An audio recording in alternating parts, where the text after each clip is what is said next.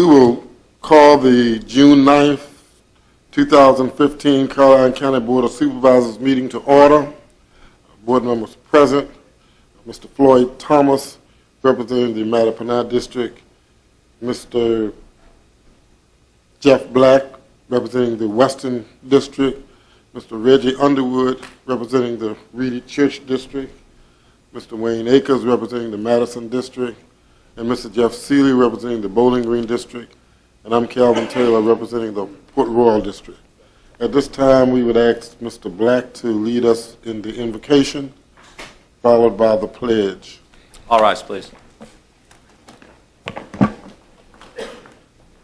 Dear God, as we come here and meet tonight, we ask for your knowledge to help us do the best for this county.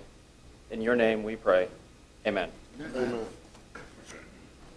I pledge allegiance to the flag of the United States of America and to the republic for which it stands, one nation, under God, indivisible, with liberty and justice for all. Are there any amendments to the agenda? Yes, Mr. Chairman, I do believe the update on the Belmont Professional Village project has been a conflict, and they have requested that we reschedule that. Okay. All right, so we will remove that. Any other amendments to the agenda? If not, the agenda will stand approved as presented with the addition. That takes us to opening board comments. Mr. Thomas, do you have any at this time? The only opening board comment I would have, Mr. Chairman, would be to welcome back Mrs. Hall and say that we weren't the same without her, and we're glad to have her back. Thank you, sir. Mr. Black? Yeah, I do have kind of a big opening board comment, Mr. Chairman. Last night I got a text message from the County Attorney Neil Cosby in regards to the Aqua surcharge case. That was the one where Aqua was trying to put a 10% increase on, in addition to people's bills for capital costs. The hearing examiner made a recommendation to the commissioner for complete denial of the surcharge. And I think that's one of the first times that Aqua has actually been told no by the commission. So hopefully that's a precedent that's going to keep on moving in the right direction. Later on here, in about a half hour, you're going to hear from a gentleman who's actually directly affected by some issues with Aqua. But I do want to, thank, there were several people that were involved in that. I mean, there was a lot of county staff and time that was put into that case. Mr. Fincham's office for drawing maps, Mr. Culley, Mr. Parton, Ms. Hall for sending out resolutions and lots of resolutions to different counties. Obviously, Ann Neal, I think she was spearheaded that. It would be remiss if I didn't mention some of the Landor residents that helped kind of look up HOAs around the state that were that are served by Aqua. Mr. Famera, obviously Mr. Maida, Mr. Fulham, Mr. Williams, Nancy Kennedy, and George Spinner, I don't think is here tonight, so he also helped out on that. So I just kind of wanted to thank the other counties that also joined with Caroline in this fight against Aqua. We still have not heard on the rate case yet, but this is a step in the right direction, and of course the commission makes the final say, but the hearing examiner did recommend complete and total denial of the surcharge. So thank you. Thank you, Mr. Black. Mr. Underwood? Thank you, Mr. Chairman. I only have one comment. On Thursday, June the 11th, I have a Reedy Church community meeting at 6:30 at the Dawn Progressive Center. Certainly everyone is welcome, where we'll be talking about the budget, some community issues regarding recreation, academic support for students, and need for volunteers within the community in the upcoming 2015 election. Thank you, Mr. Chairman. Thank you. Mr. Akers? No, I have a comment. Mr. Seeley? I just want to remind everybody that this Saturday is the John Cephas concert in Bowling Green. Thank you, Mr. Chairman. Thank you, Mr. Seeley.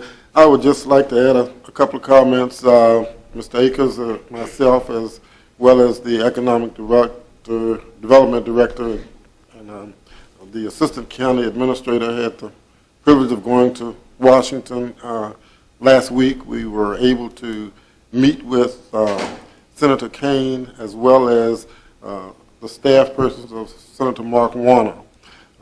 We feel like it was a very good meeting. We talked about AP Hill and the payment in lieu of taxes and trying to maybe do something to rectify that situation since AP Hill covers so much of our county. We were able to talk about some other things as well, but I guess the main thing is we were able to, as I said, meet with Senator Kane and the staff of Senator Mark Warner, and it's just good to keep those communication lines open. And so I would like to thank staff for getting that meeting set up, and I think it was successful. The only other thing is from what I can understand, we have a new school superintendent as of July 1, Dr. Parker, I believe, from the Virginia Beach area. So we're certainly looking forward to a good relationship and working together with the school board to try and give the students of this county the best quality education that we can.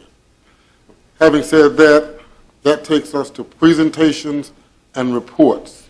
The first agenda item is recognition of Taylor Hicks for achievement at the Virginia Utilities Locate Rodeo Competition. At this time, I would like to read a resolution that was prepared, and it says, a resolution commending Taylor Hicks for his accomplishments in representing Caroline County at the Virginia Utility Locate Rodeo. Whereas Taylor Hicks, a utility mechanic with the Department of Public Utilities, finished second in the Buried Treasure competition of the American Water Works Association Virginia Chapter Rodeo in Patriot Park in Spotsylvania County. And whereas the Utility Rodeo provides various utility-related competitive events in which participants compete against fellow utility personnel in a demonstration of skills, speed, and safety.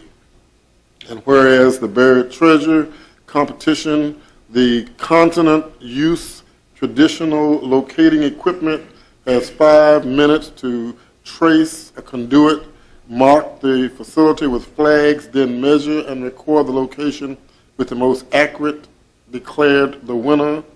And whereas Mr. Hicks finished second in the state in the Buried Treasure contest and was narrowly defeated for first place by a mere 1 1/2 inches.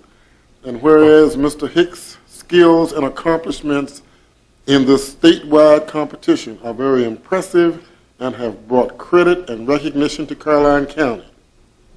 Now, therefore, be it resolved that the Caroline County Board of Supervisors hereby congratulates and commends Taylor Hicks for a job well done and extend its best wishes for continued success in the future. Adopted this 9th day of June 2015 and is signed by the clerk of the board and the chairman of the board. At this time, if Mr. Taylor Hicks would come forward.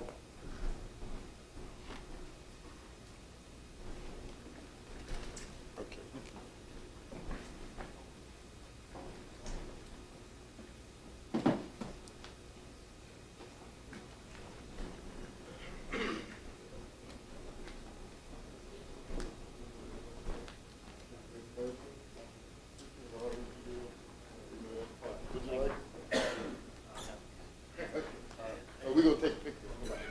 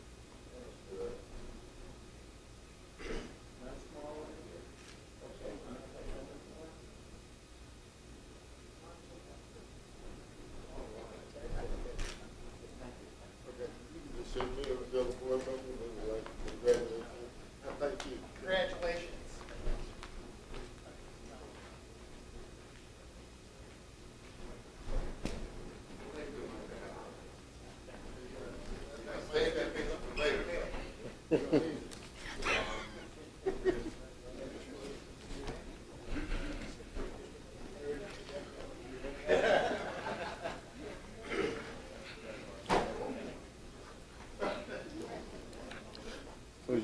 this one we took off.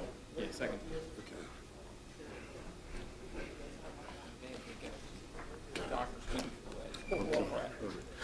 Okay, this takes us to the update on Caroline High School and Madison Elementary School construction projects. Mr. George Spoiler. Thank you, Mr. Spoiler. Good evening, gentlemen. George Spaulding, Bowling Green. I have good news tonight, and I have bad news. So which you want first? No, we'll get the good news first. I've got this written out for me real good, and it's in bold types, so I can read it without my specs. But anyway, the settlement was agreed to the contractor in Bowling Green Elementary School for 2 years, maybe longer. Seemed like it's been an eternity. We've been fighting with them over that floor.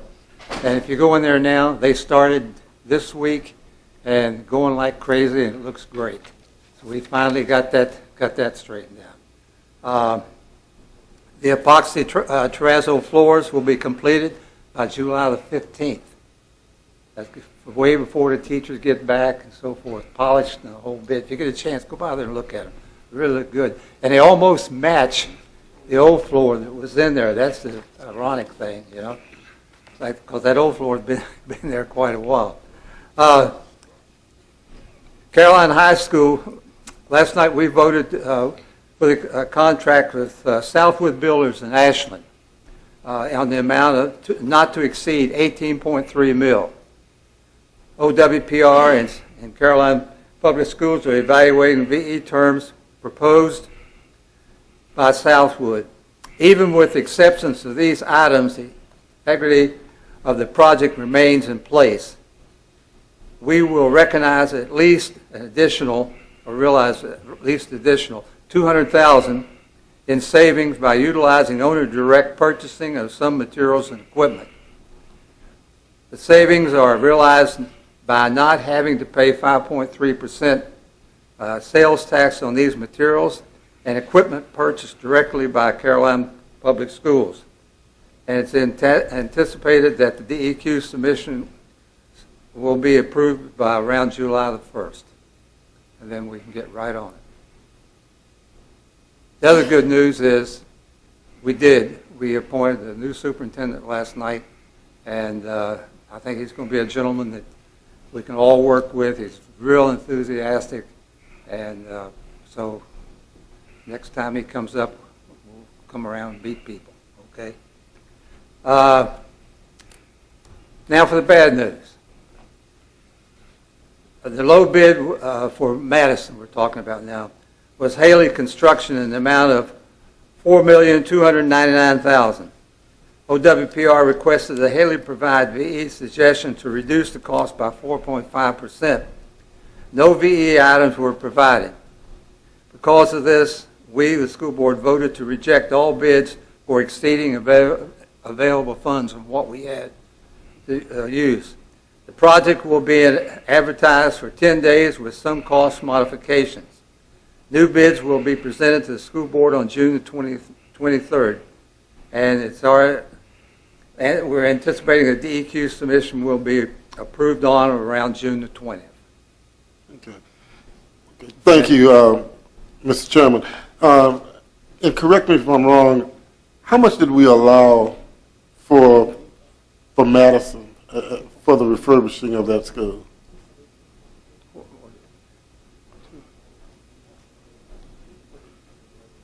And the reason I asked, I know it was close to $4 million.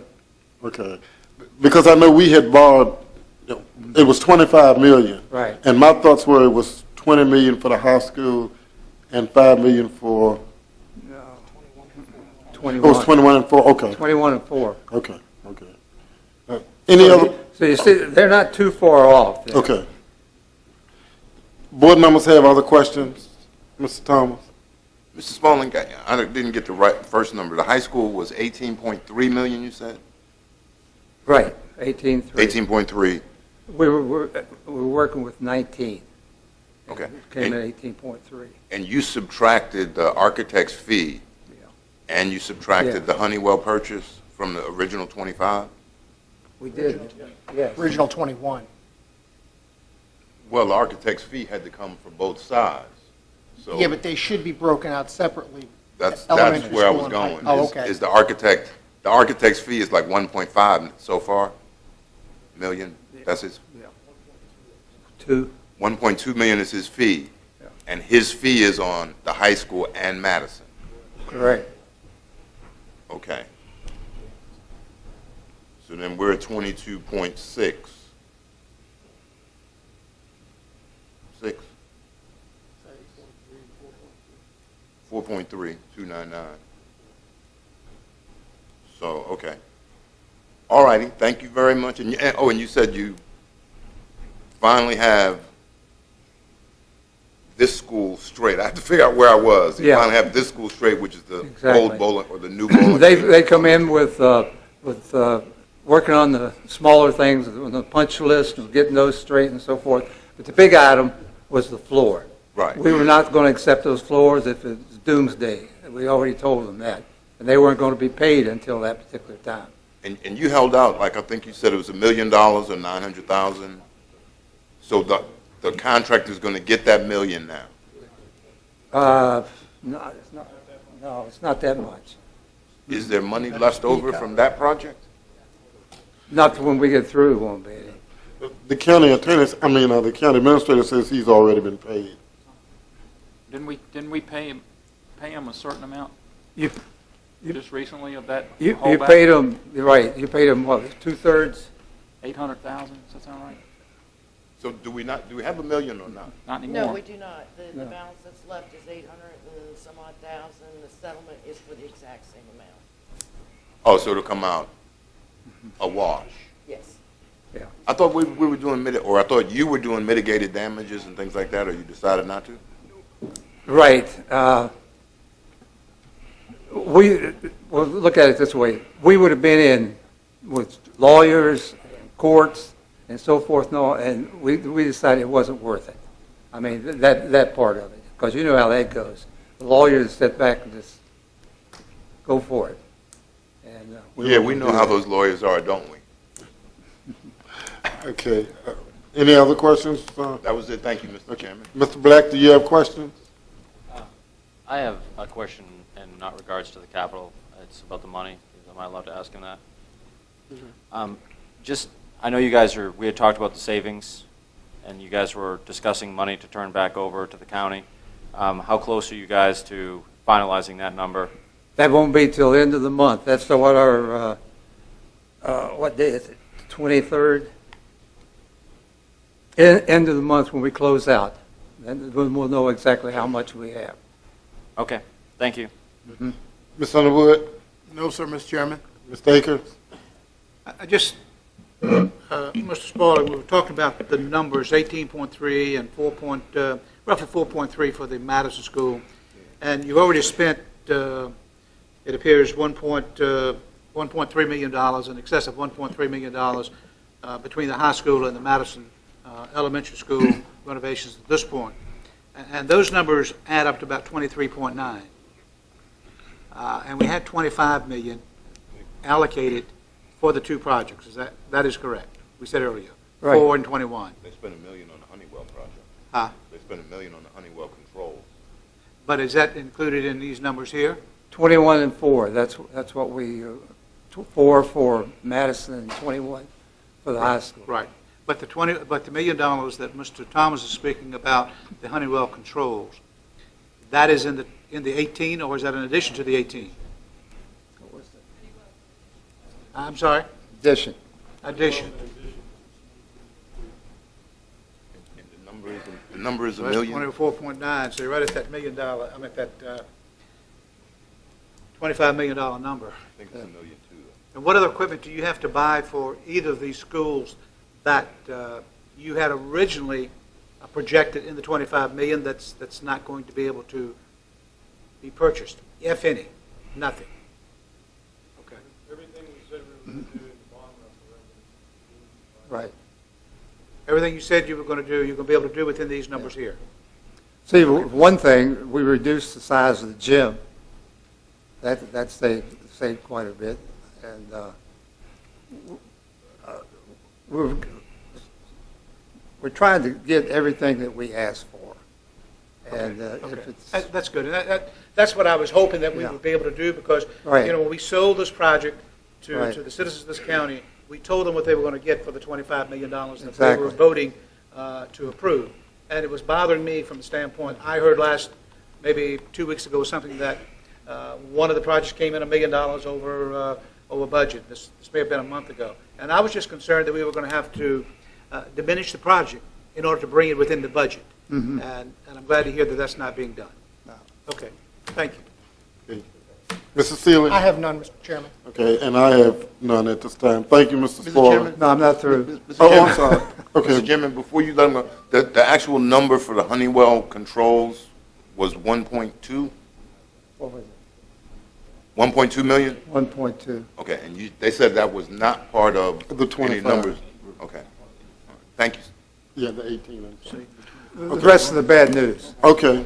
There's more? We lost last night one of our best administrators going up the road about 20 miles from here because they pay more.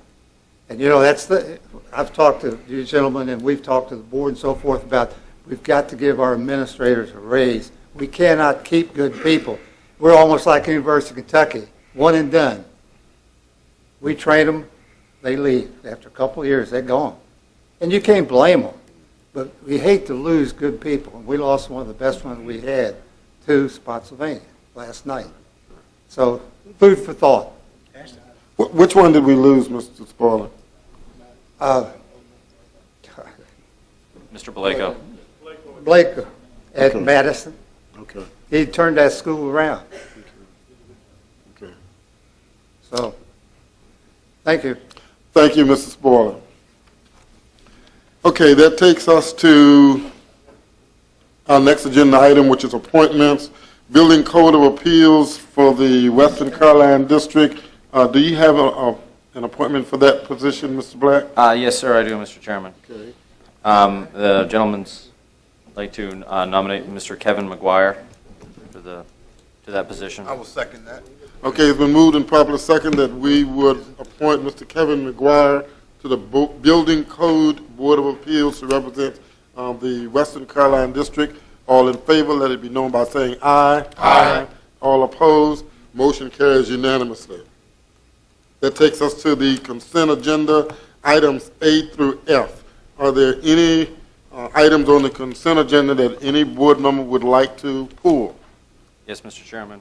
Okay. I would like to pull letters D and E, please. Did you say B? D. D and E? D and E, yes. Okay.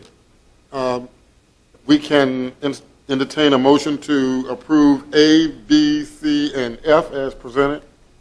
So moved, Mr. Chairman. Second. Okay, so moved and properly second that we would approve consent agenda items A, B, C, and F as presented. All in favor, let it be known by saying aye. Aye. All opposed, motion carries.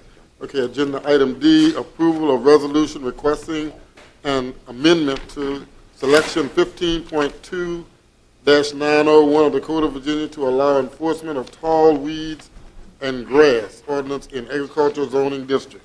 You have a question or a comment, Mr. Black? Yeah, I just have a concern about the ordinance, and I mean, I know, I appreciate Mr. Fincham's office trying to put something, we had said at last meeting that we want an ordinance put together for the tall grass, which, I mean, obviously is we're talking about a particular property that's in my district.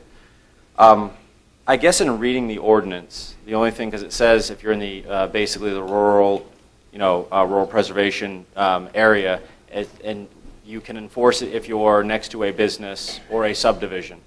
My concern is, and I think we've talked about this, my concern is if you take, for example, Ladysmith Road going from the Spotsylvania County line all the way down here to 301. My concern is there are houses along that road, like as soon as you cross the line from Spotsylvania into basically the Western Carolina District, that aren't in a subdivision, that aren't next to a business, and I'm just thinking those people generally, they could, I mean, it's on a major thoroughfare. From reading this ordinance, so if someone decided in one of those houses along those road, and those houses are fairly close together, that if it was a foreclosure and the bank didn't cut that grass and it ended up being a year's worth of growth, this ordinance would not cover that. Is that correct? That's correct. See, I mean, and that's the concern.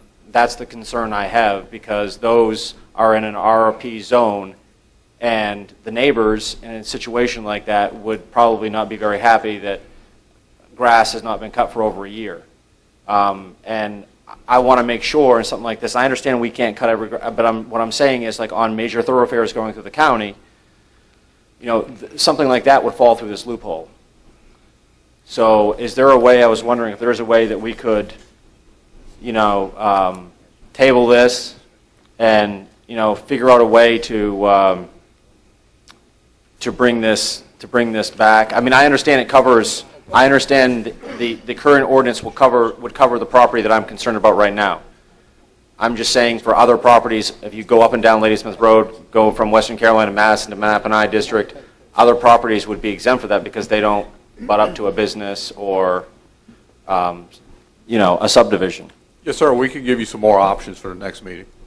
Is that good? That's fine. Mr. Chairman, Yes. you have another question? Yeah. I guess my question has to do with, and maybe the attorney needs to help us out a little bit here, as to what this new ordinance that we're talking about putting in place now, what is that going to give us that what we do not currently have?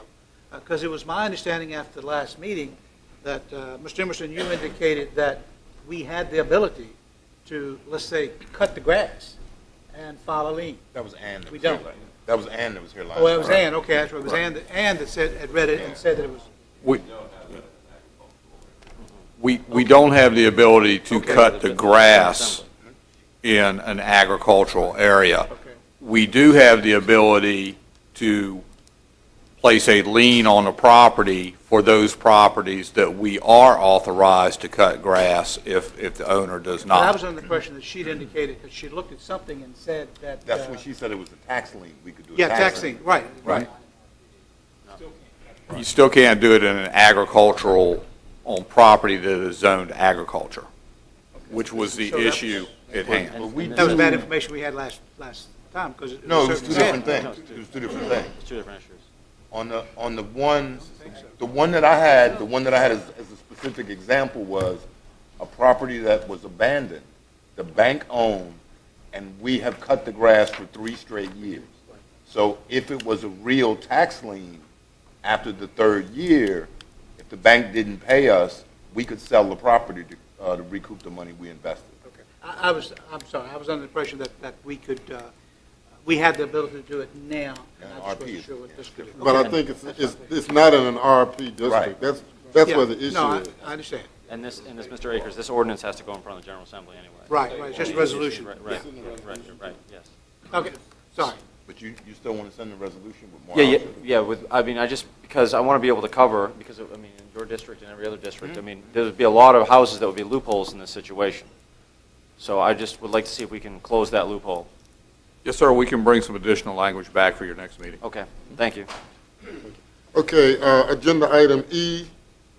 I just had one question, and I know this is Mr. Thomas's, and it says here that we have to, in reading this, we have to determine whether a violation exists. I guess my question is, why are we determining if a violation exists? I mean, I guess that's the bigger picture question. Why do we, I mean, if That's there's the if there's a language. law in place, then Right. it's not, we're not supposed to determine whether there, I mean, shouldn't there be another entity that is determining that?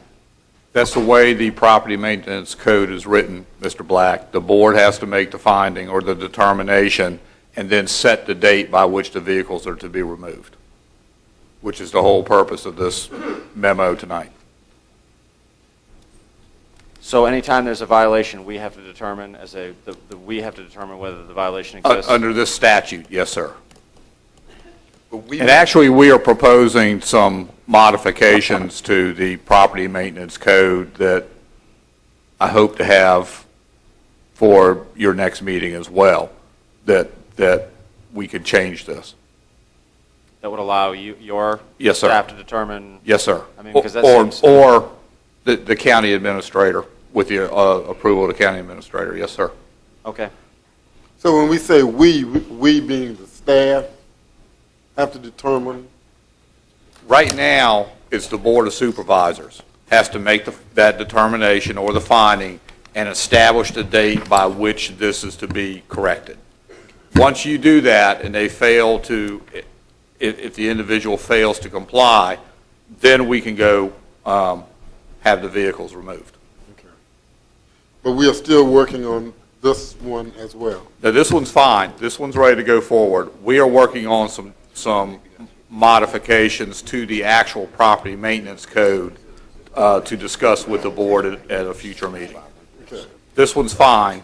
Okay, so E is ready to be adopted if the board is, Yes, sir. okay. Mr. Seeley has a question, and then Mr. Thomas. And I guess my question, Mr. Finchman, is in looking at these pictures, I see that there's antique plates on these vehicles, I believe. And do they not run? And do they have to have county stickers? County stickers, no, they do have to be in an operable condition. Yes, sir.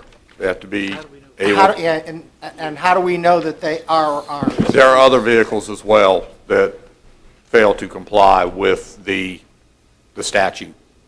We have a number of vehicles on that site that we have issues with. Because, I mean, these look like they must move because they're mowed around. I mean, nobody weed eats under a vehicle. No. That's why I was curious, because the picture looks pretty clean that I've got. Both pictures that we have are very clean, very, This is the most recent set of pictures, and yes, there has been some grass cutting that occurred. Right. But we do have the list of vehicles, yes, sir. You want to see a picture of that I took on my phone 2 weeks ago that looks exactly like that? I guess my question is, who determines if they run or not? Do they have to do some? I'm just trying to understand what the process is. Yes, sir. They would have to demonstrate that the vehicles are in operating condition and are drivable. There are vehicles that are not properly tagged or licensed, which by definition are a violation and can be removed. And they have to remove them, not us. No, we would remove them, and then they would be charged for that removal. What we have is a public health and safety issue, because these cars do not move. They are leaking oil and antifreeze, and the neighbor's well is 50 feet downhill. So I've been very patient, but this has been going on for over a year. I'm just asking because I was just curious who has to move them and who has to pay for it. I think Commissioner of Revenue has been involved in this. Mr. Fincham's been involved in this for over a year, and I mean, you got town water, but you don't know what it's like when you got a well and there's oil leaking right next to your well. So we've given him ample opportunity to move the cars. This is a person who had the same business in Spotsylvania and just drove his cars down here or towed them down here and left them. So I think the safety in Caroline's is important as the safety in Spotsylvania. Okay. Can I ask one question? Mr. Fincham, you said some of the vehicles here are not tagged properly, are in violation Yes, sir. already? Yes, sir. Then I guess my first question is, why are we not enforcing? That's what we're doing. That's why we're here, to have those removed. Okay, just want to be clear. A motion is in order. So moved. Second. It's been moved and proper second that we approve agenda item E as presented.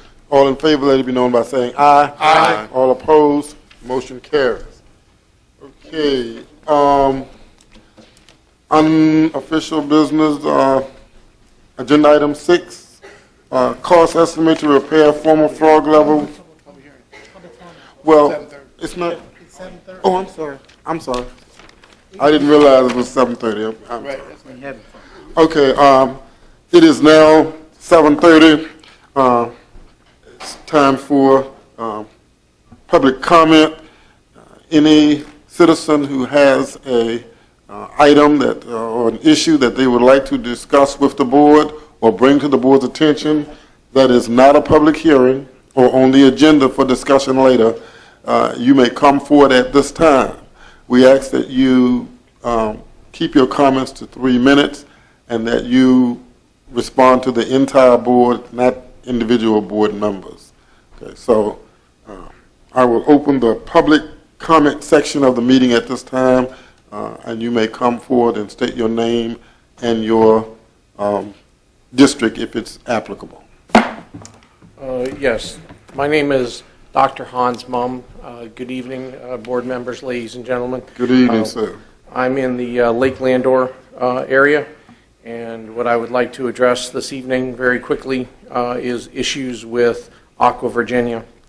I would like to be able to bring to the board, sir. I've made for the board some copies of some issues that I've had. I've owned this property for over 7 years, and in 7 years I've never had 1 year yet. I haven't even had a quarter yet without sewer backups. Last time I have 3 sewer backups this year alone. My last one was $12,000. My insurance company is ready to drop me because Aqua Virginia, although the last one they took 100% responsibility for, they refused to pay 100% of the cost. So my insurance company is ready to drop me. My mortgage company has told me that it's $1,500 forced insurance in order to do this. So we're looking at another foreclosure property because I'm not going to be able to afford $1,500 a month in insurance because Aqua Virginia refuses to do what they're supposed to do. I have attempted for over 7 years to work with them. I have gone through district managers with them. I have replaced every single pipe in my house twice. I've replaced toilets twice. I've replaced almost every fixture twice because they either blow out or they get so full of sewage that you can't use them. I've had to have my HVAC system done. That was part of that $12,000 that was just done. I've now gotten to the point where I went down to the HOA board a few weeks ago. I addressed them, and I am starting to talk, looking at the different ideas of class action lawsuits in order to break this monopoly, in order to do something. I cannot sell my property at this point. Nobody is going to buy a property that backs up with sewage every quarter with a water and sewer company that's jacking up rates every 2 seconds and refuses to do what they're supposed to do. I am currently speaking with Shannon Becker, and we're going to see what happens. But keep in mind, that was a week and a half, 2 weeks ago, and I still haven't seen any real action on Aqua's part. I just need the board to understand the situation is not getting any better, and I'm going to probably be back asking for some relief, some assistance, or looking at whether you folks want to join me in a class action lawsuit to break this monopoly. Does anybody have any questions for me? Well, we need to go through the public hearing, and then Perfect. if board members have Excellent. questions, we can Thank do you. it at that time. Thank you, sir. Is there anyone else who would like to speak during public comment? Is there anyone else who would like to address the board at this time? Is there anyone else who would like to address the board at this time? Seeing no one with the intention to speak, we will close the public comment section of the meeting. I guess the one question that I would have would be for our attorney. Yes. Okay, well, I've closed I asked if there was anyone who wanted to speak, and nobody came forward. Okay, all right, okay. Oh, okay, you're here for the public hearing, and you will get an opportunity to do that. Okay. All right. The question that I would have is, the gentleman was talking about the issue with his property and how it involves Aqua and what obviously they're not doing. I guess my question is, what is the board legally, what authority does the board have to address the issue that he's talking about? Mr. Chairman, I mean, we'd need more information to try to find some way to assist with that, but off the top of my head, it sounds like a private matter that the county wouldn't have any standing. I mean, possibly we could find something if we knew more about it, more facts, but it's basically a private dispute. Okay. All right. And I guess what my reason for asking that question is, I don't want any citizen to come before the board with a legitimate concern and we act as though, we don't care or that we are not in sympathy with what's going on. But I don't want to give false information or false hope. Certainly as a board, we are concerned about every citizen that we have. And we want all citizens to have a good quality of life, and we would like for all entities to do their jobs. But I guess my point is, I don't know, and that's why I asked that question, I don't know what authority the board has to intervene in a situation like this. And again, I don't want to give the impression that we don't care or that we are not in sympathy with what you're going through. But at the same time, I don't want to say to you, we're going to do A, B, C, and D to address your issue, and I know we don't have the authority to do that. Mr. Chairman, Yes. can I make a suggestion that before we decide that we're going to say no or whatever the case may be, that we have county staff look over the information that Dr. Mumm has just provided? I know Dr. Mumm's case is, obviously this is one of the more extreme cases I've heard, but this is not the only case in Lake Landor or entities served by Aqua Virginia where stuff like this happens. And it is, when we talk about, we got into the debate last week, this is why we spend the money. This is why we spent the money on the lawyers for the surcharge case. This is why we spent the money on the lawyers for the rate case. And yes, it is a private water company, but these are citizens. This is not a polling place. This involves water that people have to drink. It involves sewage that people have to deal with. This is about a health hazard. So if there is a way that we could possibly figure out to help Dr. Mumm, I think that we need to investigate that before we turn around and say, no, this is people's health and safety. And again, I'm certainly not saying that. What I'm saying is that I have no problem, or the board can certainly direct staff to address the issue in any way that we can. That's a board decision. I have a suggestion. But as far as presenting the information to staff and having staff look at it to see what, if any, action the board can take to help to address that, I don't think the board has any problem with that. I just don't want to give the impression that we have control where we don't. Okay. Okay. Mr. Seeley? What may be advantageous is to figure out how many folks are involved and to have Mr. Schiebel take a look and figure out, there must be, and Mr. Schiebel, I'm not asking you to give me any answers tonight, but there must be a root cause to make this happen. And a board resolution from us to Aqua that the folks in there that are affected can stand on is the first step, because the rate cases and the surcharge isn't going to go away, and you have to start somewhere building a case against this. And I think a very strongly worded with some sort of root cause issues, Mr. Schiebel, if there's anything we can figure out, would help begin this path or continue where they're stuck. Because I think a letter or resolution from us would go a long ways. And I think once we do that, you send that to other communities, they may have similar issues other places, and it may give other people ideas of what they can do. So my first suggestion is to see if staff can root some stuff out of all of his documentation, come up with something that would give us a resolution that could actually be looked at by us. We can make some suggestions and actually pass a resolution that would give Dr. Mumm the next step over the hurdle that may be in his way now, and see if we can't figure out who else in Lake Landor and if there's anybody else in these other communities that has the same issue. That's my suggestion. And again, as I said before, staff can certainly address this, look at this documented information that we have, and then make a determination from that point. If a resolution is in order, we can certainly do that and do what we can do. I just want to make sure that we are able to do something before I say we can do something. And I have no problem with all we're talking about doing here. I found that in past dealings with people that it's better to sit eyeball to eyeball and express your concerns and express, if we pass a resolution and we send a resolution off to Aqua, I'm not saying it will, but it could get thrown in the trash can before anybody gets to read it. We can hand deliver that. Well, after you give it to them, what do they do with it? Throw it in the trash can. I'm saying that it may be better to sit down with Shannon Becker. Mr. Black, you could do it along with staff, Joy, and talk to him and let him know what the concerns that Mr. Mumm has had, and you personally get involved in it and let him know that this is an issue that's not going to go away unless you address it. And we will possibly, if the board agrees, to take further action if they do not do something to try to address it.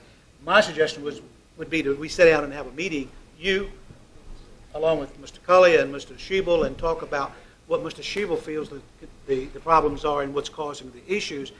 And I think you can get more done with a face-to-face meeting than you will with a resolution that gets hand-delivered or mailed or however you want to get it to them. Mr. Akers, I mean, my only response to that, and I don't disagree with that. Dr. Mumm has been in, I put Dr. Mumm in contact with Mr. Becker last week, or a couple weeks ago, I guess it was now. And, you know, according to Dr. Mumm and so forth, and I've seen the emails that are going back and forth because I'm being kept in the loop, and a lot of those emails, I'm sure, are in this documentation. Not a lot has happened. There's a lot of talk, but there hasn't been a lot that's happened yet. So we can certainly sit down with Mr. Becker and you know, talk about it. I've sat down last summer, 2 summers ago, with Mr. Becker about, you know, Aqua wanting to increase basically good faith in the community, and then we were hit with two surcharge cases, or we were hit with two rate cases back to back. So we can sit down and talk. I'm just not sure that that's going to accomplish a lot. Thank you. And it may not, but to me, it's worth a try. I also sat down with Mr. Becker probably a year and a half ago about Lake Caroline. They were requesting to increase their withdrawal from the lake to 1.3 million gallons a day. And we had a long, pretty heated conversation about that. And the next thing I know, and about 2 weeks later, he calls me and said, okay, we're going to withdraw, or we're going to amend our application to 576,000 gallons, which is what they're now withdrawing. Again, whether it'll work or not, and if you don't want to do it, that's fine with me. I will gladly do it. I think the Lake Caroline situation may have to do with a petition of about 1,000 people in Lake Caroline, too. I'm sure it had nothing to do with 1,000 people in Lake Caroline being upset about that. I'm sure they had nothing to do with it. Okay, other comments? Mr. Chairman, Yes. just one for clarity. Unlike Campbell's Creek, where the aqua system actually flows into the county, Mr. Black has informed me that this particular system is self-contained. They got their own treatment plant right there. So it's actually, we can be assured in this case that there's nothing wrong the county's doing. So this is totally somebody else, and I do agree it's a health and safety issue, you know, where we go from there. But I want to make it clear, it's nothing the county is responsible for that causes this issue. Okay. Okay, thank you. All right, that takes us to the public hearings. It is past 7:30. Our agenda item 4, an ordinance to prohibit the keeping of dangerous, wild, exotic, or vicious animals. The board members have comments or questions prior to the opening of the public hearing. If not, we will open the public hearing at this time. Any citizen who would like to speak regarding this issue should come forth at this time. Remember, we have 3 minutes. My name is Sammy John. I'm the owner of the cat and the monkeys. Number one, my cougar isn't an exotic animal. He's a native of all over America. I've had him since he was five weeks old. He's no threat to anybody, any horses or anything around this area. I had USDA inspect my cages. My cage has cost me quite a bit of money to put him in there. In fact, the sheriff's department, it was 4 or 5 of them brought their children up to see him. I'm very appalled at you guys that you didn't really do your due diligence. Really, I am. You know how many dogs bit people in the United States? Over 5.3 million. You know how many people died of dog bites? Over 300. You know how many people got bit by a cougar? 0. And under the Constitution, I believe you violated my rights. And I'm very, very appalled at all you guys, because you look educated. You should have did your due diligence, and that's all I got to say. Thank you, sir. Is there anyone else who would like to speak regarding this matter?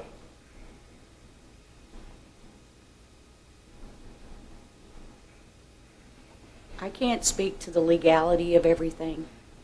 I Oh, did could you take- state your name, ma'am? Oh, Vicki Chambers. Okay, and your district, if it's applicable.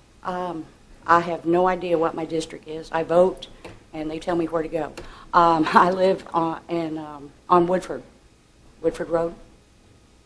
It sounds like Port Royal. Okay. Okay, go ahead. I took my grandchildren there on Saturday. There were several other people with us. We had children that were probably too young, but I wanted to make sure, like my grandson got a chance, even though he probably won't remember it, to be near something that magnificent. He is, the cat itself is in a double cage, and he cannot get out. And the inside, where we were allowed to go, we were not near the cat without having that huge cage right in front of us. And my older children got a chance to see something that you can't see when you go to the zoo without binoculars because you're so far away from it. We also went and saw the monkeys as well, little bitty things. Mr. Johns educated the children in the type of monkeys he had, how long they live, what they like to eat. He allowed them to give the one monkey some blueberries, and they had a delightful time. The children ranged in age from 2, and I say children because one of mine is 35, to 35, and everybody had a great time, except for possibly my grandson, who screamed his head off the whole time because he's teething. And even with that distraction and that kind of noise, you never heard anything out of the cat. He did not growl. He did not do that roary thing that, mountain lions do. He just sat there and watched. He watched us watch him. It was pretty awesome. I'm very glad I got the chance. And I would hope that we would look at the conditions and see the possibilities for education and just saving animals, because without people like Mr. Johns, these animals will be killed. And as an animal lover, it destroys me. It makes me very, very sad to think that just because some human came along and did something they weren't supposed to do, which was own a cat, and, Mr. Johns rescues them and keeps them safe. He feeds them. He educates people. And I don't see how it's dangerous. I really don't, unless, again, a human goes in there and unlocks both cages to let the cat out. And that's pretty much it. Thank you, ma'am. Is there anyone else who would like to speak regarding this public hearing?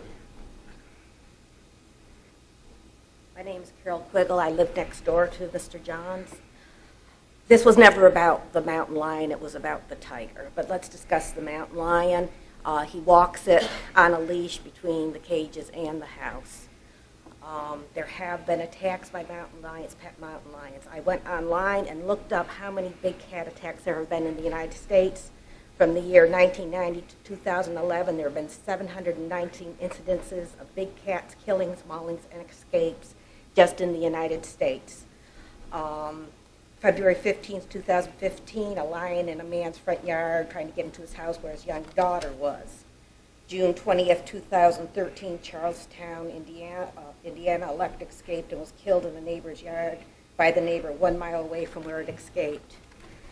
May 29th, 2012, Hernando County, Florida, a mountain lion pushed wall out of his cage, escaped, and killed the neighbor's dog. October 19th, 2011, Zanesville, Ohio, 56 lions, tigers, leopards, cougars, wolves, bears, etc. escaped. That case was found out because the way they discovered that the animals had been let out is that they were killing the neighbor's horses. July 21st, 2011, Hugo, Oklahoma, Kelly Miller Circus, 3 tigers escape and injure a horse.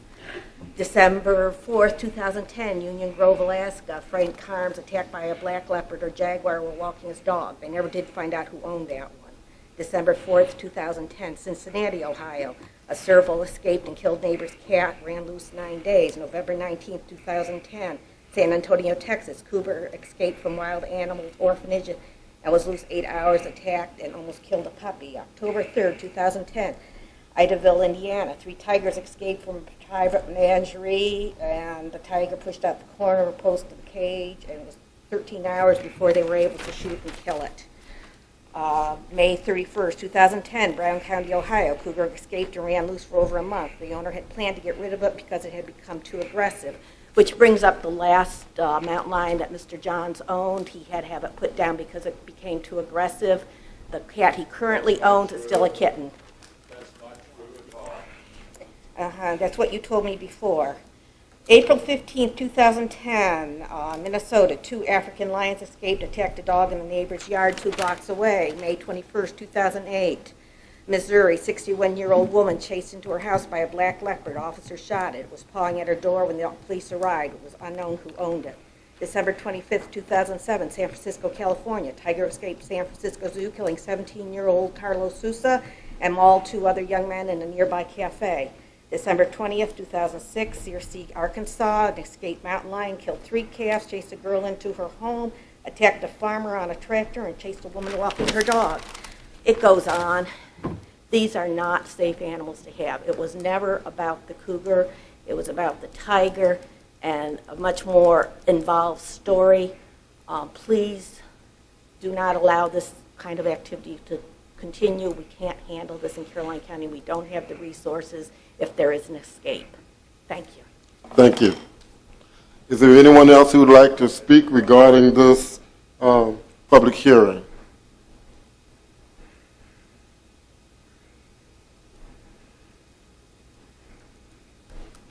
Good evening, Board. My name is Olivia Arnett from the Madison District. I would just like to speak briefly on this. I've had the chance to go over to Sammy's house and visit with his animals he has there, and there are in no way, shape, or form any sort of harm to this county. What I don't understand is there are plenty of other animals that are out there that are capable of killing, that are capable of hurting other animals that are out there. This pet that he has been domesticated. He's had it since it's been a baby. There's no harm whatsoever. I've seen it. I've been born and raised from Caroline my entire life, and I've wanted nothing more than to be able to learn about wild animals and learn about large breed animals. And going to his house, he's given me the chance to do that. My 6-year-old nephew, who wants to become a veterinarian when he gets older, has been over there and has seen them, has also given the monkeys blueberries, and has had the time of his life and has learned more than he could at his age just by going and visiting these animals. I think what he is doing is great for this county, being able to have people come and educate them and show them that they're not going to hurt you. Because there are plenty of other animals out there that are capable of killing horses, coyotes, wolves in this area. It's not just one animal that's going to be able to do that. And that's all I have to say. Thank you. Is there anyone else who would like to speak regarding this ordinance?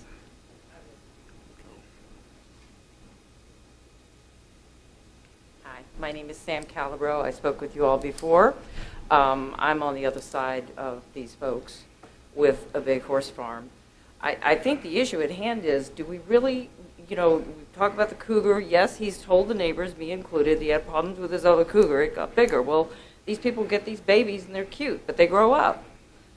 He's walking around his yard on a leash, and we have to hope that it doesn't get a little bigger and get loose. And if it does, we pay the price.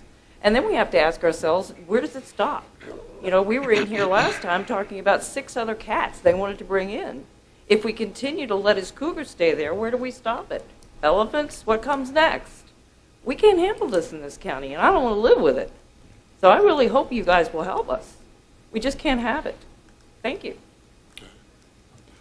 Thank you. Is there anyone else who would like to speak regarding this ordinance? Hi, I'm Mary Feinberg. I feel that there's something very wrong and unconstitutional when the county government is allowed to bully its honest, hardworking, law-abiding citizens and force them from their homes.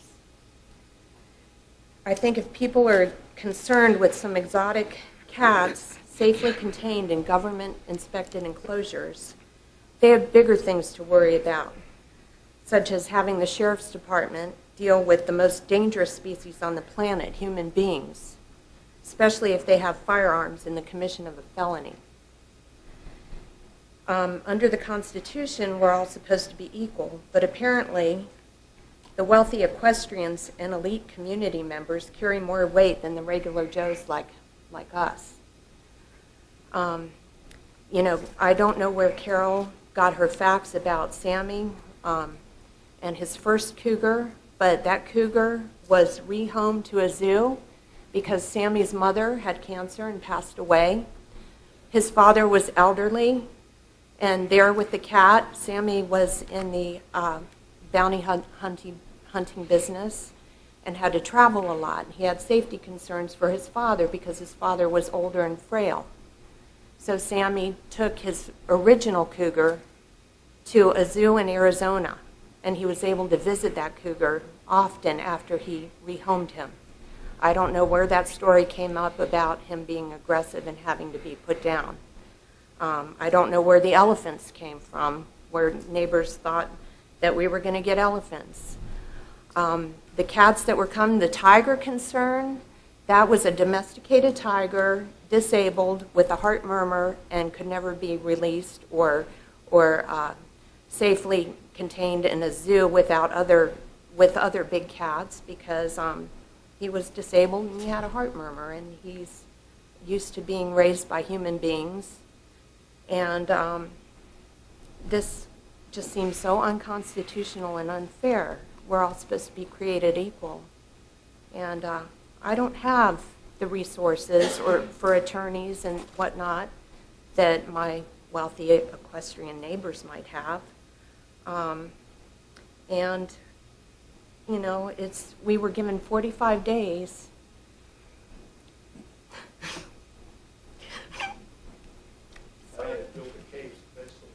Sorry. Excuse me, sir. We've allowed you to speak. Thank you. Is there anyone else who would like to speak regarding this ordinance? Is there anyone else who would like to speak regarding this ordinance? Is there anyone else who would like to speak regarding this ordinance? Seeing no one else with the intention to speak, I will declare the public hearing closed. Obviously, this is a serious issue and a serious matter to both sides. I can tell you this board does not wish to create issues for anybody, but would like to make certain that we are all in a safe environment and in an environment where we can feel comfortable and enjoy a good quality of life. When this issue came before the board, there were several persons other than just citizens who spoke. The sheriff was here, and the sheriff had concerns about these animals and who would be responsible should they escape and what kind of injuries might occur as a result of it. I believe there were persons here from other state agencies who talked about the animals and being in a domesticated circumstance and what kind of issues could arise as a result of that. I guess, but for me personally, and I don't know how the other board members feel and whether they would like to address this or not, I think they probably would. But for me, I was raised in an area, and we all were, where cougars and lions and tigers just don't live next door to you. Sir, they just don't live next door to you. We have not had that kind of living situation, not only in Caroline County, but in adjacent counties. In most instances, when we wanted to learn about those type of animals, we went to the zoo because that's where they were kept. They were in an environment that was safe. They were in an environment where there was not danger. So the problem that I had was, would I want my children to live next door to cougars and tigers and lions? I would not. I'm sorry. I don't have anything against them. I think that they need to be nurtured, and I think they need to be in an environment where they are safe. The only other thing I will add is, even though they're in cages and you may feel that they're safe, if they should get out for whatever reason, that's when there's a safety issue. So having said that, I will ask other board members if they have concerns or would like to speak regarding this issue. I'll start at this end this time. I just want to address what you're alluding to, property rights. Property rights, and you're alluding to Constitution and all those kinds of things. When you buy a piece of property, they come with rights that are spelled out in all the ordinances. Every facility that I know of that has big cats has a very large enclosed area that then has cages inside that. I mean large. I don't mean a cage around a cage. I mean an entire fenced roof, walls, through the ground, large, with individual cages and some double in those. We talked to the sheriff's office at the last meeting. We heard from other folks that said that's not what's being kept. USDA clearly states that that leopard is not supposed to be walked outside of a fenced area, and I mean an enclosed fenced area. And I have real concerns of whether or not that animal is containable. If it gets loose, there are other people that live adjacent to you that also have rights. And we always forget about, you have certain rights that you have to grow, to raise animals, domesticated animals, and a cougar that you've taken from wild animals to raise doesn't necessarily make it domesticated. Thank you, Mr. Chairman. Mr. Akers? Mr. Chairman, if you would come back to me, Mr. Underwood is in his district. I'd rather he go ahead and speak, then if you'll come back to me, I do have some comments. Mr. Underwood? Mr. Chairman, let me first address a couple comments about people's rights, education, and bullying. This board has a responsibility to all citizens of this county to make sure that what we do, we look at all possible solutions, all possible issues. For me, Mr. Chairman and board members, this is clearly a common sense issue. I don't want, it's in my district, I don't want wild animals. I don't want lions and tigers and cougars in the community. It's not a violation of anybody's rights. I'd like to drive 80 miles an hour, but it's against the law for me to drive 80 miles an hour. That's just the law. That's just how it is. If I don't like Caroline County, then I need to move somewhere else. That allows you to do whatever you want to do. You will not be able to do what you want to do anywhere in this United States. There are laws and ordinances that you have to follow. This is clearly a situation where common sense says that wild animals don't belong in communities. Thank you, Mr. Chairman. Mr. Black, did you? If you would. Oh, okay, I'm sorry. Let me say to Mr. Johns and to the others, the last thing I want to do is to bully you or anyone else. That doesn't make any sense. That's not something I want to do. Unfortunately, this is a situation whereas if I allow you to do what you want to do, the people that spoke against it are going to say we're bullying them and allowing you. If we allow them to get what they want, we're bullying you and not allowing you to do. To be honest with you, I wish this issue wasn't even here. I'm sorry that we're even addressing this issue, but the fact is, there's a concern about exotic wild animals that you're housing. I understand what Mrs. Garnett said back there, her 6-year-old nephew, and she went and she visited your place, and it was nice. Maybe I did not do my due diligence, to be honest with you, Mr. John, because I didn't go and look at it. I don't like wild animals, so I didn't want to get that close to them. So I did not come and look at the situation. So I'll take responsibility that I did not do my due diligence. I depended on the Sheriff's Department telling us and showing us pictures and commenting to us and telling us what their concerns were. And I also depended on what the neighbors had to say as to what their concerns were. So having said that, I'm not trying to bully you. I truly am not.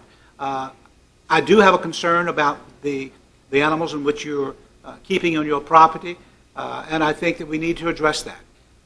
And I trust we can do that without bullying you in that process.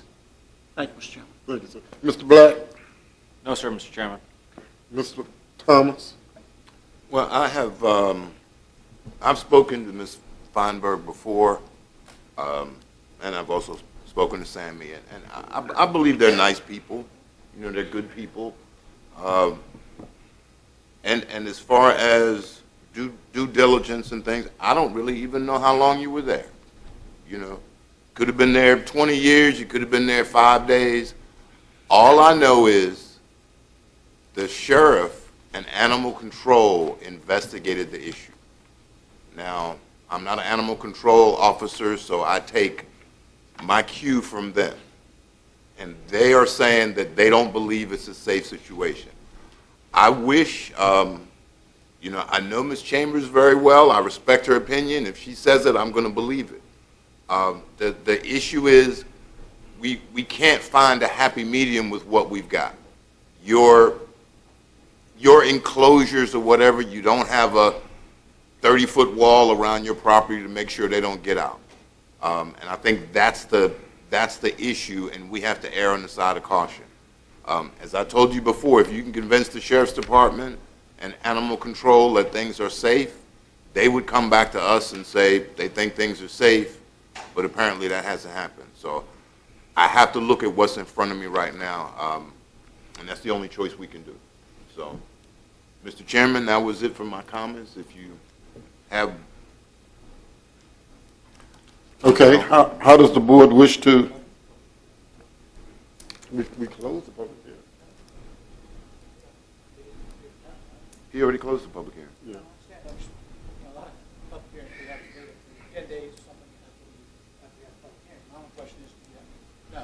Okay. My understanding is we can vote on it now. But, Mr. okay, Chairman. I'm sorry. Go ahead, Mr. Mr. Chairman, I make a motion that the board adopt an ordinance to prohibit the keeping of dangerous and wild exotic animals in Caroline County. Is there a second? Second. It's been moved and properly second that we adopt the ordinance as presented. May I ask a question? Okay, question? Question. When we passed the emergency ordinance, we gave a date for their removal. Does anybody recall what that date was? 45 days. What's the date? I don't know the date, but it was 45 days from the time we passed the ordinance. And that was at our last meeting. No, that was at our May first meeting, our meeting in May, yeah. Okay, that's it, our last meeting. No, the first meeting in May, I'm sorry. I just wanted to make sure he had time to get his animals out, but that's not germane to the motion, so I just had a question. Thank you. Okay, any questions? It's been moved and properly second, again, that we approve the ordinance as presented. All in favor, let it be known by saying aye. Aye. All opposed, motion carries unanimously. I think we need a break. We haven't had one, so we're going to take a brief break at this time. We will now reconvene the June 9th Caroline County Board of Supervisors meeting. And we're on agenda item number 5 on the public hearings. The proposed repeal of section 92-15 of chapter 92, article 3 of the Code of Caroline County Private Disposal Systems. Board members have questions prior to the opening of the public hearing. If not, we will open the public hearing at this time. Mr. Michael, you know what I'm talking about. Mr. Fincher. It's been a long night. Mr. Chairman, members of the board, the staff report or the cover memo is included in your packet. The board previously considered this item and authorized this for public hearing. We've brought this back for public hearing tonight. As the memo states, due to the change in the operations between utilities, public works, and the building department, as well as the applicable state regulations, this bonding is not really necessary anymore, either from the utilities department or from the building inspections department. And staff has consulted with Mr. Schiebel, and he does not need the regulations. We do not need the regulations because of state code, and we would recommend that you do away with this section of the ordinance. Okay, thank you, Mr. Fincham. Is there anyone who would like to speak regarding this proposed repeal of section 92-15, article 3, Code of Caroline County Private Disposal Systems? Is there anyone who would like to speak regarding this matter? Is there anyone who would like to speak regarding this matter? Again, is there anyone who would like to speak regarding this matter? Seeing no one with the intention to speak, I will close the public hearing at this time. Board members have questions. Mr. Thomas. No, Mr. Chairman, it appears that the cover memo states that the state has rendered this useless, so it's no sense in pursuing. Hey, Mr. Black. Not at this time. Okay, Mr. Underwood. No, sir, Mr. Chairman, no Mr. comments. Akers. No, sir. And Mr. Seeley. I make a motion we repeal chapter 92, section 15 of the Code of Caroline County governing bond request for private sewage disposal. Containers/installers be repealed entirely. Second. Been moved and properly second that the proposed repeal of section 92-15 of chapter 92, article 3 of the Code of Caroline County Private Disposal Systems be repealed in its entirety. All in favor, let it be known by saying aye. Aye. All opposed, motion carries.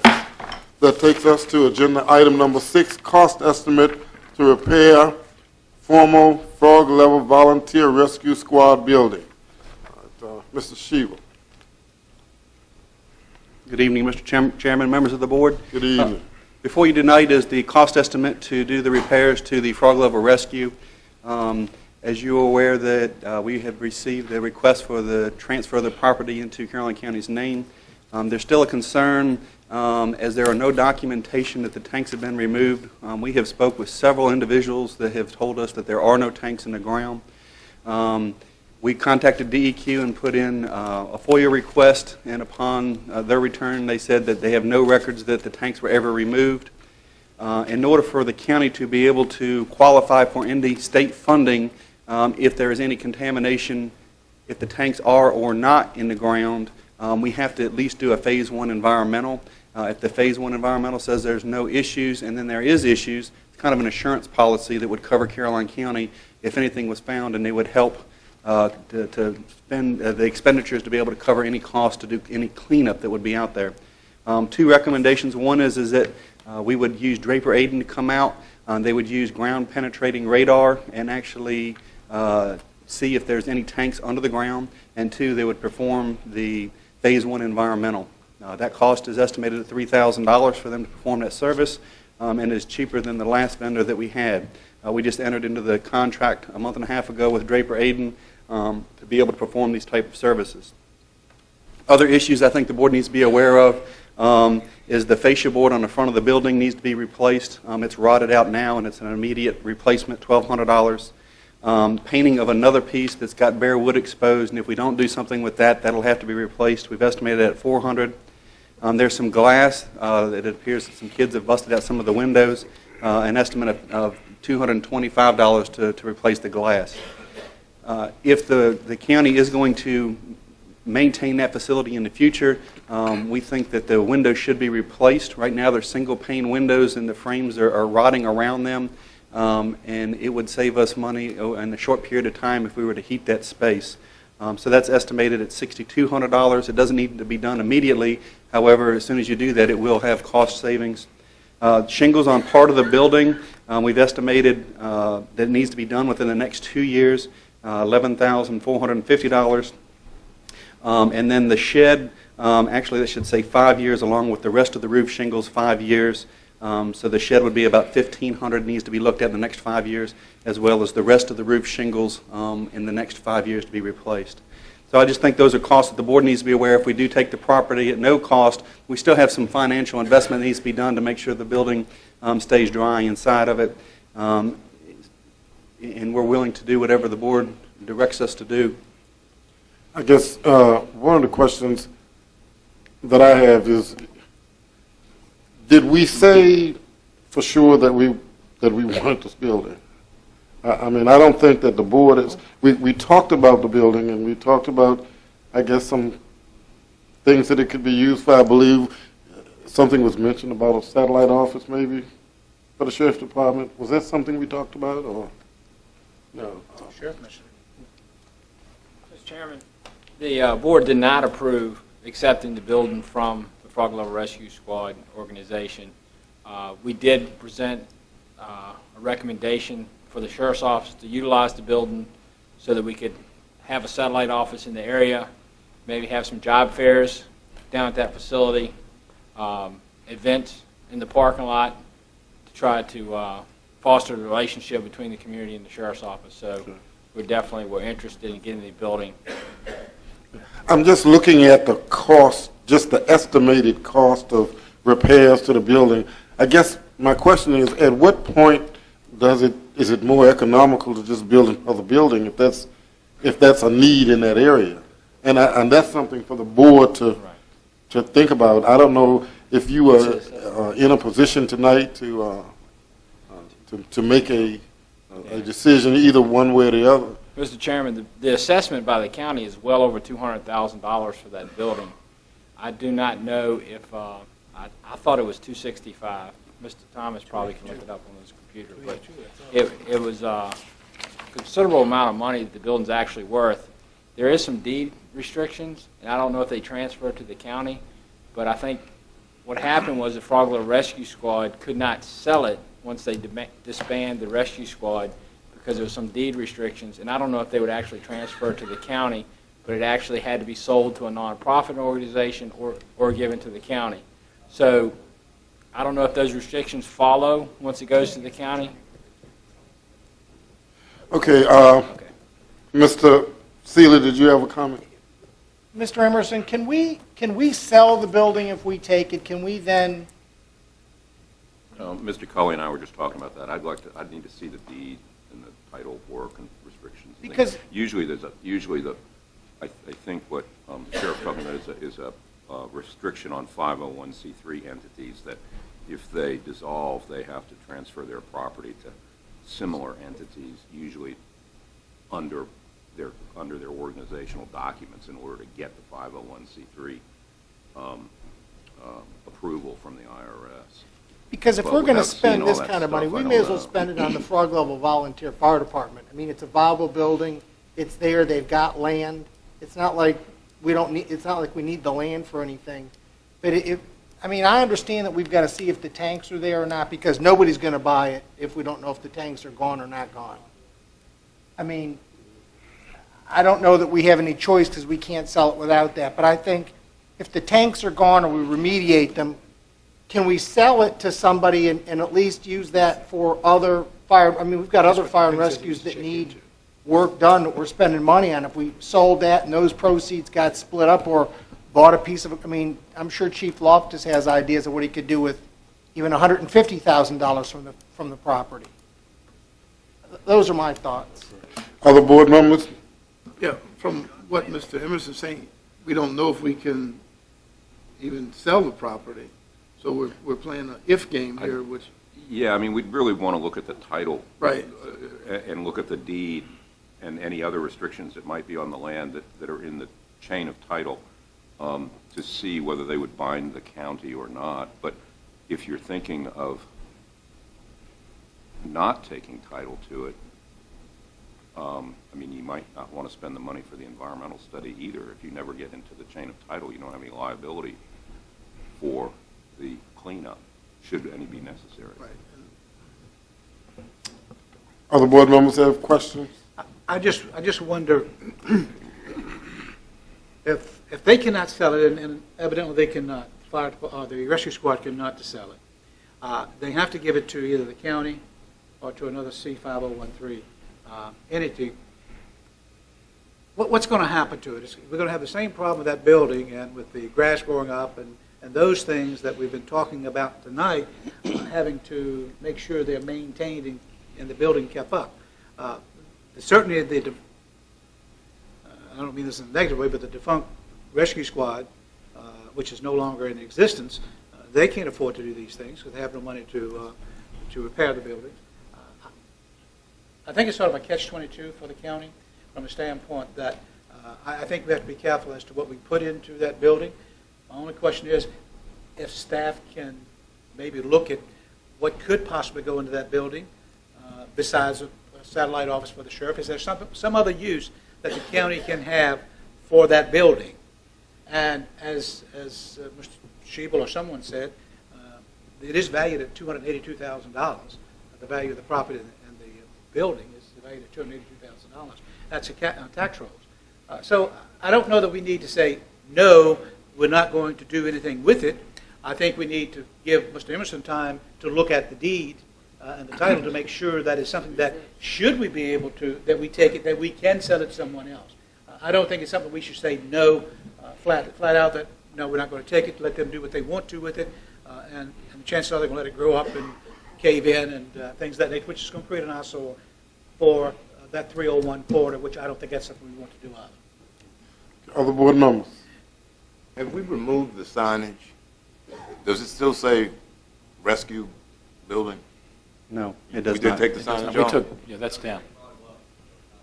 Just as far, okay, that's one good thing.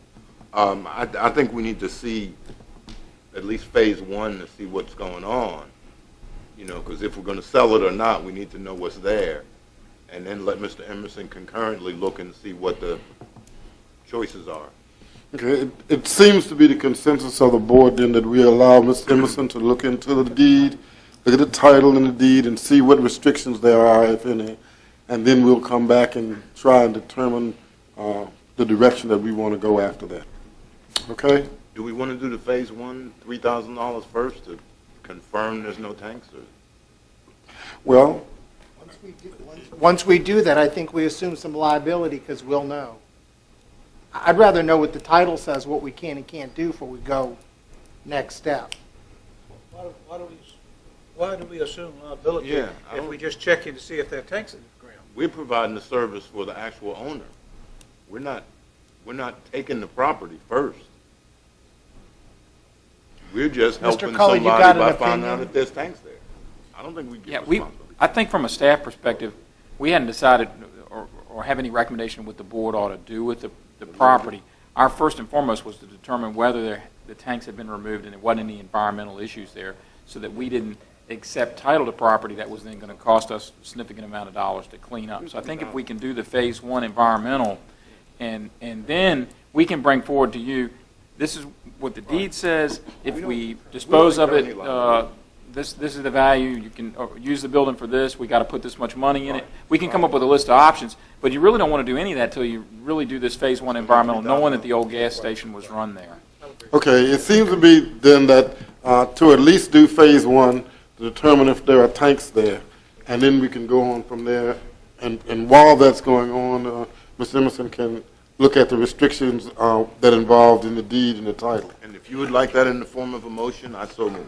Okay, is there a second? Second. It's been moved and properly second that we would do phase one and also allow Mr. Emerson to look into the deed restrictions and come back with some type of recommendation once that's been done. All in favor, let it be known by saying aye. Aye. All opposed, motion carries. That takes us to new business, proposed purchase of replacement vehicles for the Department of Public Utilities. Mr. Chairman, good evening again. This item is something that has happened over the last 3 weeks. We had our 2006 pickup truck that we use for towing the mowing equipment around to the different sites. Actually had the motor stopped working. We took it to the shop and the motor's locked up in it. We've got a cost estimate to replace the motor in there at $5,300. NADA trade-in value on it $7,000. Staff looking at a vehicle that's worth $7,000 and putting a $5,300 motor in it didn't make a lot of sense. We contacted the Chevrolet dealership down in Ashland and spoke with them about pricing. Their pricing is quite a bit higher than what we're able to do through the state contract. So staff's recommendation is to replace that vehicle in kind through the state contract. We also had a van that's used for the facilities mechanic that maintains the buildings and sometimes pulls trailers as well. And the transmission slipping in that, we got an estimate of $2,500 to rebuild the transmission in that vehicle, provided that the planetary gear and sun gear, there are no issues with that. Could go up to as high as $4,000 if that's the case. That vehicle, NADA, was $2,000. So investing $2,500 or more dollars into a $2,000 vehicle, again, didn't make a lot of sense. Both of these vehicles would normally be replaced in our normal cycle approved through replacing vehicles in the CIP. However, they've been bumped each year, and I think we're at that point where the vehicles are starting to catch up with the mileage and age, and of course both of them are used for tow vehicles. And again, we did the same thing. We got pricing through Luck Chevrolet. Those costs were higher than what we were able to purchase through state contract. We've got a 60-day lead time on the pickup truck and a 90-day lead time on the van, and it's staff's recommendation to replace both of these vehicles through state contract. Mr. Cully. I would like to add that I would like to at least purchase those. I think for what we would spend in the, just fixing the engine in one would cover a lease on it for the first year easily. We could get a government lease for 4 years. You know you're going to keep them 10, and so we'll have 5 or 6 years of no payments. But I think it'd be better than buying 2 out of the fund balance if you would approve them. We would do a lease purchase on both of those. What are the lease numbers for ballparkish? I don't know that we've looked into that. I was on vacation, so it's kind of got on without. I mean, if we bought a $50,000 car, we would probably be paying $500 or $600 a month. No, well, the way they do the lease is depends on whether you do those quarterly or not. Ms. Hatchermite can discuss that a little bit better. But there is some interest involved, but it's not like a lease that you and I can get because it's a municipal lease. So at the end of the term, it's ours for the last payment is $1. But I'm just trying to confirm. We would spend maybe $2,000 in lease payments, is what you're saying, versus $50,000 to buy 2 trucks right away. But how long is that lease payment and all the other things that go into the math? On the smaller vehicles, such as what Mr. Sheep was talking about, we don't do it more than 5 years. Right. Okay, get a little closer to the mic. Yeah. 4 to 5 years. 5 years. Right. But I mean, if you leased a $50,000 car or 2 $50,000 vehicles for 5 years, that's $10,000 a year, plus whatever interest is involved. Right. So we're dividing that by 12 to get our monthly payment to figure out what it is. That's all I was We just trying to do figure out. all of ours semi-annually. Oh, we only make 2 payments, Right. okay. So what are we using now? Both of those vehicles are out of commission, is that right? Yeah, the truck itself is actually over at the landfill and just parked over there until we know what that's going to be. And they're driving a little S10 pickup truck. And the van right now, they put some kind of an additive in there. It's still slipping. It is not completely gone. We've taken some of the equipment out of the van, so there's not so much weight in it, and we've told them not to pull any equipment at all. Knowing we got a 90-day lead time, we're hoping to milk it along for 90 days at this point. So we're kind of just making do, is that what you're saying? Yes, sir. Why is there a 90-day lead time? Because for them to make the vehicle. We can't just pick one up off the block? Well, we actually looked, that's what we went to Luck Chevrolet for. They actually looked into the system and said that there's no vans because they're getting ready to switch, the time of year, they're getting ready to switch over to the new model line. So there's not any 15s out there. They're getting ready to switch over to 16. And they said they've got the same lead time, 90 days on vans. We looked at used vans, a year-old van, a 2015 with 18,000 miles, and even that van was $3,000, $4,000 more than buying a new van. So it was definitely more economical for us to buy a 2016 with no miles. I thought state contract meant you could go to the dealership and say, here's my contract price, give me this car. No, sir. The state contract is there. Certain dealers have that contract, Right. but they don't have to necessarily have them in stock. So most of them does take a significant number of weeks to get the car, unless they just happen to have ordered a bunch. See, we're at the end of the cycle because we're at the end of the model year. Can you check other counties? Because I know Fairfax has their own contract vehicle. And so does York. And they buy off of state contract with their own thing, and they may have somebody in Northern Virginia, we could get it right away. We will certainly check with both them, and York County does a bid as well on vehicles. That sometimes is better than state contract. But We have is there a database that tells us all the other counties that have contracts? Because the state contract is not the best procurement method. With E-Virginia, it's helped out a lot. When VDOT used to do it, it wasn't as good. But now that the E-Virginia line that they actually do, it's a lot. I think it's a lot better and more valuable to us than it has been. When the state says they put the bid out, of course, it's for all of the state of Virginia as well as localities that can do that. So your larger localities are typically the ones that can afford to go out and they buy multiple vehicles. Right. When you buy 100 vehicles a year in Caroline County, I mean, we're buying 5 a year if we're lucky, and so it's just. But Fairfax will let us buy off of that. Yes, we bought a roll-off truck off of their contract. Okay. I guess, and my other concern is, what time are we going to do this? I mean, if I'm concerned about the unencumbered balance at this point, we've made several other purchases from the unencumbered balance, and I mean, if we keep doing that, we're going to eventually run into an issue. So that's why I suggested we lease purchase them so that the hit would be a lot less. It works out about maybe $900 a month if you took a 50,000 total and a little bit of interest. So not guaranteeing that, but just so even $1,000 a month. But and much better than taking 50 right away. Okay. Okay. So how does the board want to address this? Is there a motion? We make a motion to allow staff to lease purchase the 2 vehicles for Public Works after they've made an exhaustive search of other contract vehicles to ensure the quick delivery. Second. It's been moved and properly seconded. We allow staff to do a lease purchase of the 2 vehicles after a search has been made into the state contract, see if we can. And other contract vehicles. In Fairfax. All in favor, let it be known by saying aye. Aye. All opposed, motion carries. Okay, that takes us to proposed amendment, solid waste convenience site standard operating procedure manual. Okay, Mr. Sheep. Mr. Chairman, I've got the next one as well. This is an item that we've had some issues over the past year or so with. In the last month, we've really had some more issues with it. And really, it's, I think, in the wording, the way that the manual currently states compared to what the intent was. Currently, it states that the requirement to have items contained within a container or bag. These items that we're talking about are specifically asphalt, bricks, blocks, rocks, cement, and soil. Currently, it says that it must be contained within a no bigger than a 55-gallon receptacle or bagged in a trash bag.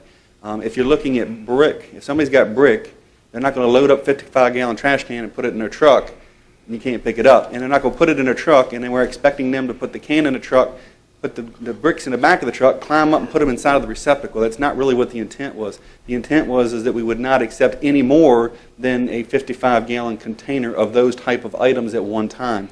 So we have proposed a change to hopefully make that clear. So it would say not to exceed an amount greater than a 55-gallon waste receptacle and lumber and plywood 4 feet or less in length for all the convenience sites. So we've reduced that to make it hopefully clear that the idea is to accept an amount not to exceed what could fit into a 55-gallon trash receptacle. And I think it would be a lot more conducive for the site attendants and definitely more readily easier on the residents. Okay, board members have questions or concerns? If not, I have a question before we let Mr. Shebel go on this procedural matter. Mr. Thomas? Okay. Mr.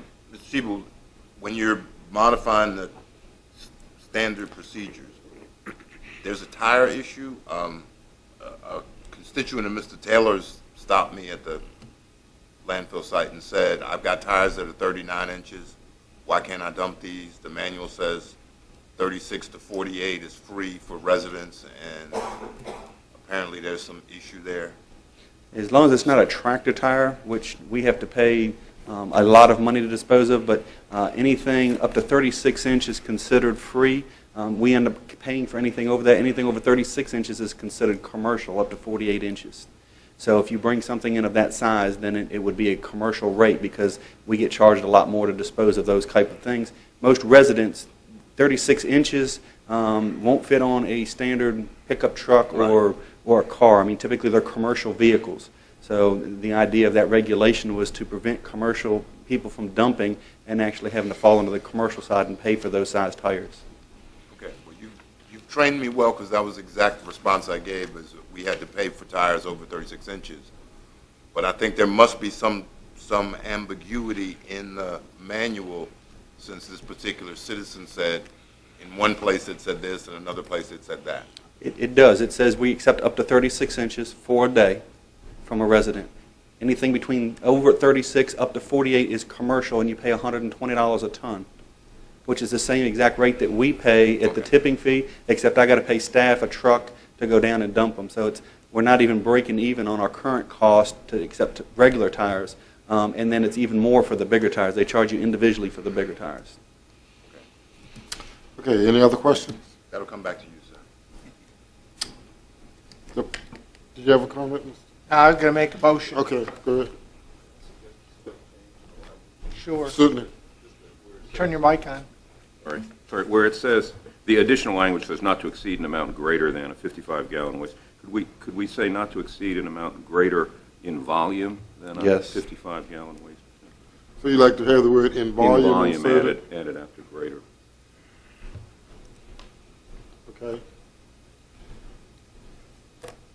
Okay. Motion is in order. Mr. Chairman, I'd like to make a motion to accept the modification to the solid waste manual with the amendment proposed. Is there a second? Second. It's moved and properly second that we accept the proposed amendment to solid waste management convenience site operating manual with the addition of the words in volume. All in favor, let it be known by saying aye. Aye. All opposed, motion carried.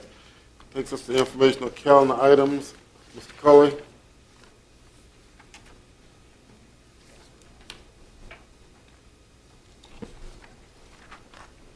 We had been working with VACO. They had encouraged us to put in to be nominated for VACO awards, and one of the things was that they had looked at was the program that we had done with McShin through the Commonwealth Attorney's Office. And so Mr. Parton worked with Mr. Spencer and submitted this program to the National Association of Counties, and we won an award.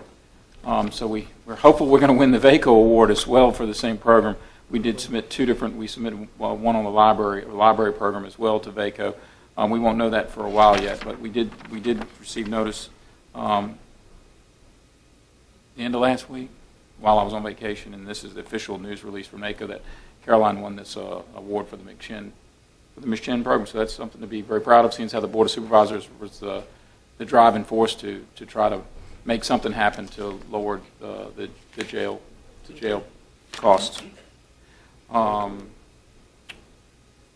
We included capital projects update for you. We've already been over the school numbers. You can see where those are. The rest of ours are pretty much the same. You have your read ridership report, and I will get to the calendar. Mr. Underwood's meeting is 6:30 on the 11th, as he said earlier, is on our calendar. Mr. Black has a community meeting on the 23rd at Rehoboth United Methodist. That's at 7 o'clock. And then on the 25th, that's at Landor's, which side? Landor's side, also at 7 o'clock. And then don't forget, and we need to recess. We've advertised the meeting, but we need to go on and recess to our next meeting at 6 p.m. in this room on June 30th. And I think that's pretty much all we have for the most part. Okay. No meetings in July. Okay. That takes us to closing board comments. Mr. Thomas? Surprisingly, none. Mr. Black? I was going to mention my 2 constituent meetings, but Mr. Cully already covered it, so that's it. Okay. Mr. Underwood? None, Mr. Chairman. Mr. Akers? No, sir. And Mr. Seeley? I have none, Mr. Chairman. And I have none. We will entertain a I motion make a to motion to recess to the 30th of June at 6 o'clock in this facility. Okay. There's a second. Moved and properly second that we would recess till the 6th of June, the 30th of June at 6 o'clock in this room. All in favor, let it be known by saying aye. Aye. All opposed, motion